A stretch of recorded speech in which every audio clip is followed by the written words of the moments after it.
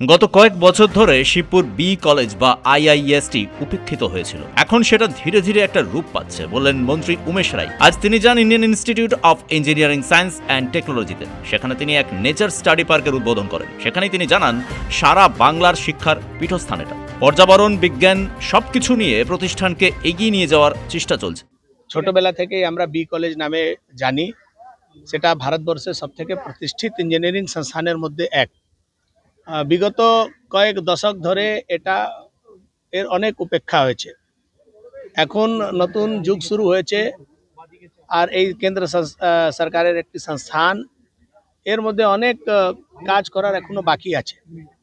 যিনি মাননীয় চেয়ারপারসন আছেন, উনি ব্যক্তিগত উদ্যোগ নিয়ে অনেকগুলো কাজ নতুন করে শুরু করেছেন। এর সঙ্গে সঙ্গে पर्यावरण, বিজ্ঞান, জ্ঞান সব কিছুকে একসঙ্গে নিয়ে এটাকে এগিয়ে নিয়ে যাওয়ার জন্যে হাওড়াতেই একটা বড় সংস্থান রিয়েলিটির কাজ করছে, ইডেন রিয়েলিটি। আর তার পক্ষ থেকে এখানে এটা স্টাডি নেচার পার্ক এখানে তৈরি করা হয়েছে।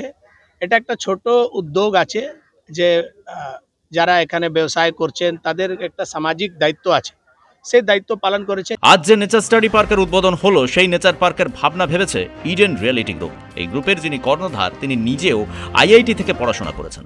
ইডেন রিয়েলিটির যিনি কর্তা, তিনি নিজেই একজন আইআইটিএন। ওনার একটা ইঞ্জিনিয়ারিং সংস্থানের প্রতি একটু টান আছে বলে উনি একটা খুব ভালো উদ্যোগ নিয়েছেন। সুন্দর একটা নেচার পার্ক তৈরি হয়েছে। আর এর পরেও আগামী দিনেও এই সংস্থানকে এগিয়ে নিয়ে যাওয়ার জন্যে সরকারি সহযোগিতার সঙ্গে সঙ্গে আরও সংস্থাকে আমরা বলবো যাতে তারা এগিয়ে এসে এই সংস্থানকে সংরক্ষণ করার মধ্যে নিজের ভূমিকা পালন করবে।